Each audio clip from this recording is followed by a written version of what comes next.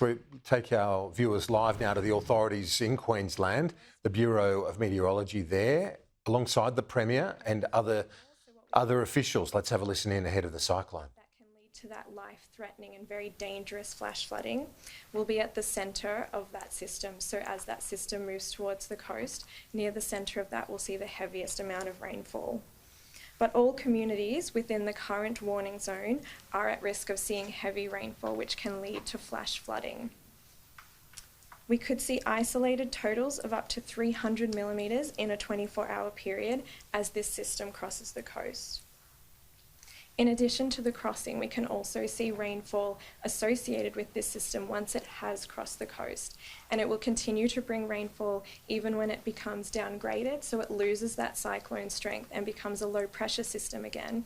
It will still carry large amounts of rainfall with it. So we're encouraging all Queenslanders, not just Queenslanders in that warning area, but all Queenslanders to be across the forecast for this weekend, noting that this system brings a large amount of rainfall and also puts a lot of moisture into the atmosphere. So we could be seeing showers and storms across the south of the state that are producing more rainfall than usual because of the system in the north.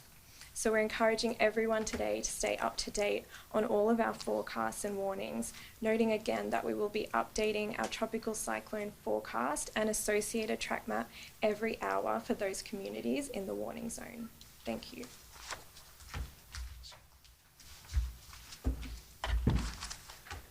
Good morning. I'd like to start off this morning by thanking the community for working with us and their incredible efforts over the last few days to prepare for these events. Can I please assure the public that we are ready?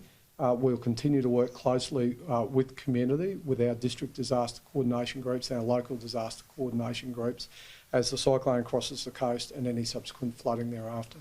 The level of preparation, there's been over 40,000 sandbags now consumed to support the preparation by our community groups. I progressed two preemptive disaster declarations yesterday, both for the Townsville and Mackay areas, and those declarations are to ensure that our emergency services personnel on the ground have the appropriate legislative powers to be able to support our community should the worst happen. I also progressed a request for assistance to the federal government to assist both the state and local level with specialised planning officers so that we are ready to respond in both relief and recovery as quickly as possible. And I've been advised this morning that that assistance has been supported and will be available as of 4 o'clock this afternoon. Today I'll also be progressing a preemptive request for assistance to the federal government for further aviation support, both in rescue aviation and heavy lift capability. As I briefed yesterday, I'm very comfortable with the level of state-owned and contracted aviation support levels, but given the widespread flooding events that could occur post this crossing, we wanted to have that ready to go.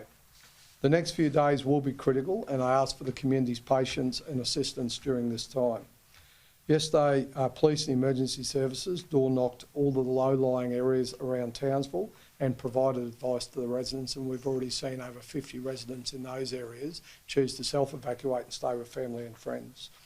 There are a number of evacuation centres already open in Townsville and a number of evacuation centres available to be opened right through Charters Towers, Mackay, Hamilton Island, and as the system moves further west.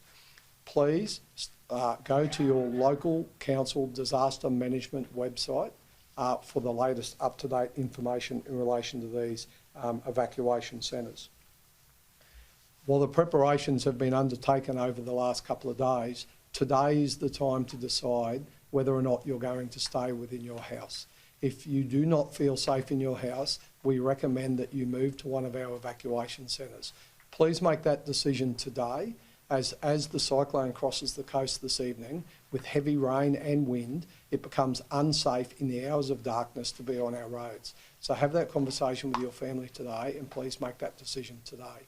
If you are a visitor to our areas or you are in one of our campgrounds, please consider moving to one of those evacuation centres today. Overall, in the next coming days, we are planning for very heavy rain and potential flash flooding right across our communities, Charters Towers right out to the west, and our preparations have gone right through to Longreach. Now is the time for those communities where this tropical low, after it crosses the coast, may progress, to consider preparing for those flooding events. Please check your local flood mapping to see whether or not you are in an at-risk community. And finally, can I say, please, this is the time to minimise travel on our roadway. Our preparations have been excellent to date.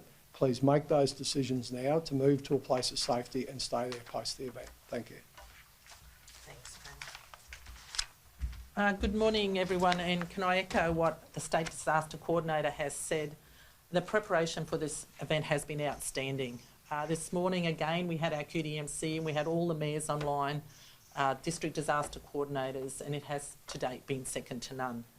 The Queensland Police Service has pre-deployed a significant water, police and assets into the Townsville district to not only assist with Townsville but the larger Burdekin area when the cyclone crosses. Also, PSRT has been pre-deployed to Mackay and the Rockhampton area and the surrounding areas.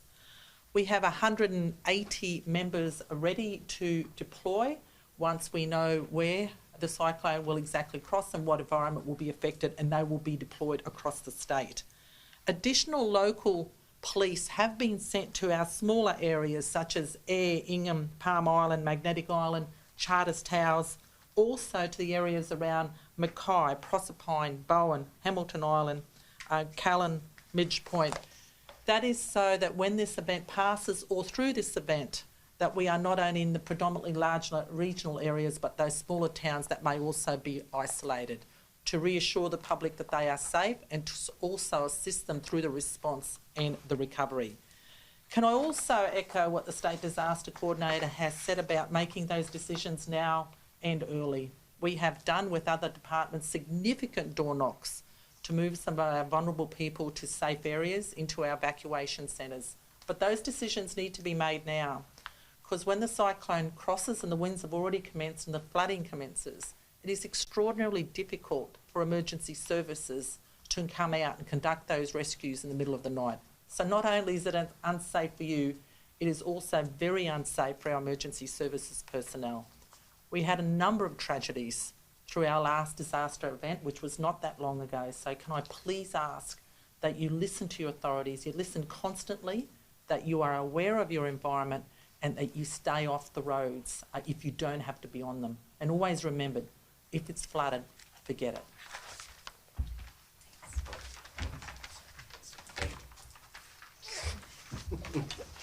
Our emergency services are ready to respond to Tropical Cyclone Kirrily, and we're asking all Queenslanders to make sure that they are too.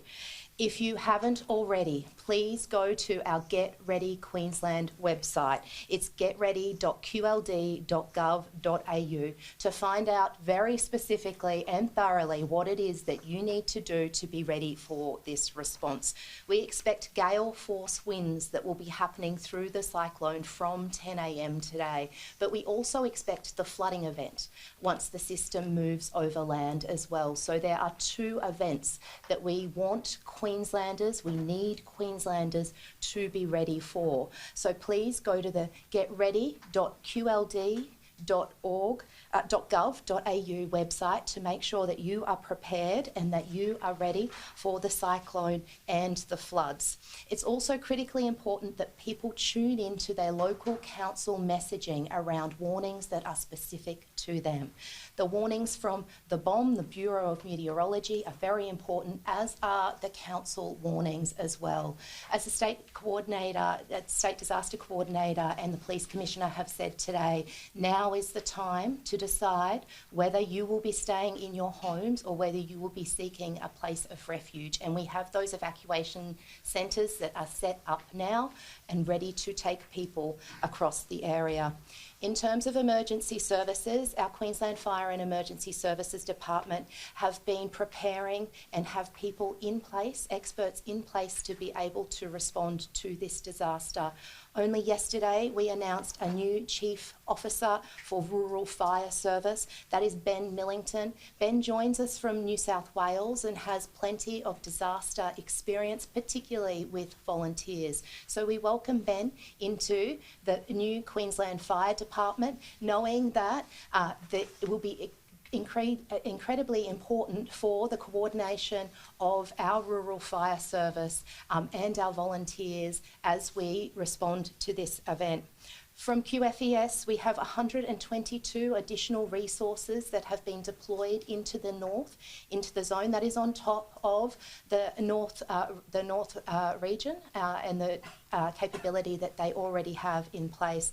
We've additionally got 171 interstate interstate fireys that have come in as well. So interstate personnel with specialist skills that are able to support our communities through the disaster. That includes aviation support and swift water rescue, and we've also got our damage assessment teams in place who are ready to start undertaking that rapid damage assessment of properties as soon as it is safe to do so.